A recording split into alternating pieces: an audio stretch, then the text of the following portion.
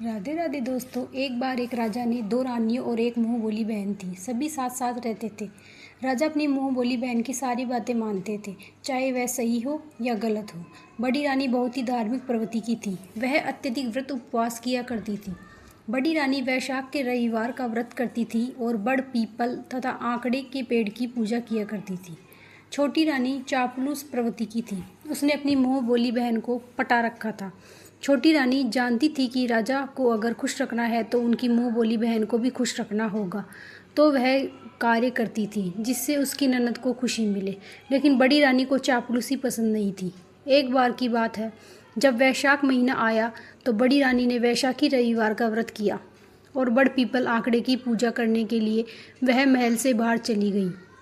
पूरे दिन घर से बाहर रही तो इधर छोटी रानी को भी बड़ी रानी के खिलाफ शिकायत करने का मौका मिल गया। छोटी रानी ने कहा कि देखो जीजी, बड़ी रानी मालूम नहीं क्या टोने टोटके करती है। पूरे दिन घर से बाहर रहती है, बड़ पीपल और आंकड़े की पूजा करती है। तब राजा की मुंह बोली बहन ने अपने भाई से कहा कि देखो भाई, बड़ी रानी पता नहीं क्या टोने टोटके करती है। आप नगर के सभी बड़ पीपल और आंकड़े के पेड़ कटवा दीजिए।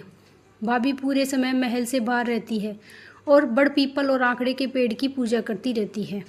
लोग देखेंगे तो क्या कहेंगे, और फिर हम तो राजकुल के वंशज हैं, हमें धन दौलत की क्या कमी है। तब राजा ने अपने सिपाहियों को बोलकर सारे बड़ पीपल और आंकड़े के पेड़ कटवा दिए।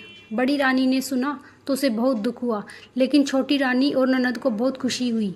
इस तरह वैशाख महीने का दूसरा रविवार आया तो बड़ी रानी ने वैशाखी रविवार का व्रत किया और वह बड़ पीपल तथा आंकड़े के पेड़ की पूजा करने की सोचने लगी। तब उसने चूरमे के लड्डू बनाए। एक थाली में रोली मोली, चावल, मेहंदी, काजल, कच्चा दूध, कच्चा सूत, चुनरी, जल का लोटा तथा पूजा के सारे सामान और घी का दीपक लेकर महल से बाहर बड़ पीपल और आंकड़े की पूजा करने के लिए निकल पड़ी। पूरे नगर में उसे कहीं भी बड़ पीपल आंकड़े का पेड़ दिखाई नहीं दिया। तब वह भटकते भटकते घने जंगल में पहुंच गई। इधर उधर भटकने के बाद उसे बहुत देर बाद एक छोटा सा आंकड़े का पौधा दिखाई दिया जो पत्थरों में दबा हुआ था। शायद राजा के सिपाहियों की नज़र उस पर नहीं गई, इसलिए वह बच गया। बड़ी रानी को बहुत खुशी हुई। उसने वहीं बैठकर आंकड़े के पौधे की पूजा की और उसने आंकड़े के पौधे के पास एक छोटी सी तलाई बनाई और उसमें लोटे का जल सींच दिया। चूरमा बाटी का भोग लगाया, रोली चावल चढ़ाया, सूत बांधा, मेहंदी लगाई, काजल लगाया, चुनरी ओढ़ाई और घी का दीपक जलाया। फिर वहीं बैठकर बड़ी रानी ने कथा सुनी और राजा और प्रजा की खुशहाली की कामना की। फिर वह महल में आ गई। इस तरह समय बीतने लगा। राजा को शिकार खेलने का बहुत शौक था। एक दिन राजा सिपाहियों और मंत्रियों के साथ घोड़े पर बैठकर घने जंगल में पहुंच गया। ज्येष्ठ का महीना था, बहुत तेज गर्मी पड़ रही थी। राजा शिकार की तलाश में जंगल में पहुंच गया, लेकिन उसे कहीं शिकार दिखाई नहीं दिया। वह बहुत देर तक शिकार के लिए भटकते रहे। धीरे धीरे उन लोगों के पास खाने पीने का सामान भी खत्म हो गया। अब राजा को बहुत तेज पानी की प्यास लगी। साथ ही सभी मंत्रियों और सिपाहियों को भी भूख की प्यास लगी। सभी गर्मी से बेहाल हो रहे थे।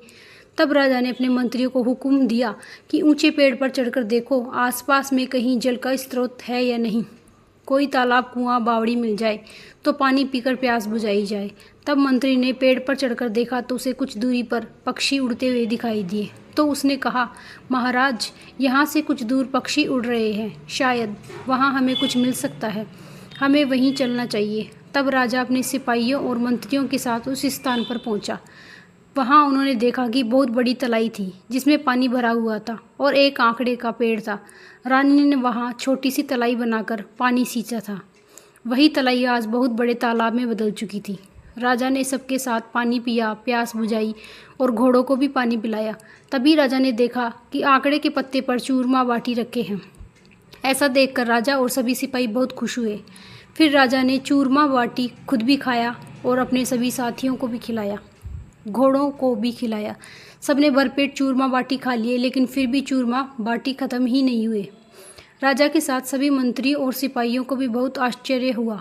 थोड़ी देर आराम करने के बाद संध्या के समय राजा महल में आ गए। राजा ने महल में आते ही अपनी दोनों रानियों से पूछा कि तुम दोनों में से किसने मेरी और प्रजा की सलामती के लिए व्रत किया था और आंकड़े के पेड़ की पूजा करी थी। तो छोटी रानी ने मना कर दिया। लेकिन बड़ी रानी बोली कि महाराज, मैं हर साल वैशाखी रविवार का व्रत करती हूँ और बड़ पीपल और आंकड़े की पूजा करती हूँ, लेकिन इस बार आपने ननद और छोटी रानी के कहने से सारे आंकड़े के पेड़ कटवा दिए। तब मुझे घने जंगल में एक छोटा सा आंकड़े का पेड़ दिखाई दिया, तो मैंने वहीं बैठकर पूजा की और सुहाग की सलामती और प्रजा की खुशहाली के लिए दुआ मांगी थी। तब राजा ने अपनी गलती मानते हुए अपनी बहन को उसके ससुराल भिजवा दिया और छोटी रानी से कहा, तुम्हें भी बड़ी रानी से कुछ सीखना चाहिए। उस दिन छोटी रानी भी अपनी गलतियों को समझ रही थी और उसे भी अकल आ गई थी। तब राजा ने पूरी नगरी में ढिंढोरा पिटवा दिया कि वैशाख के रविवार का व्रत करे, बड़ पीपल और आंकड़े के पेड़ की पूजा करे। हे वैशाख देवता, जैसे बड़ी रानी पर टूटे वैसे सब पर टूटना। कहते को सुनते हुए को, हुंकारा बढ़ते हुए को सबकी मनोकामना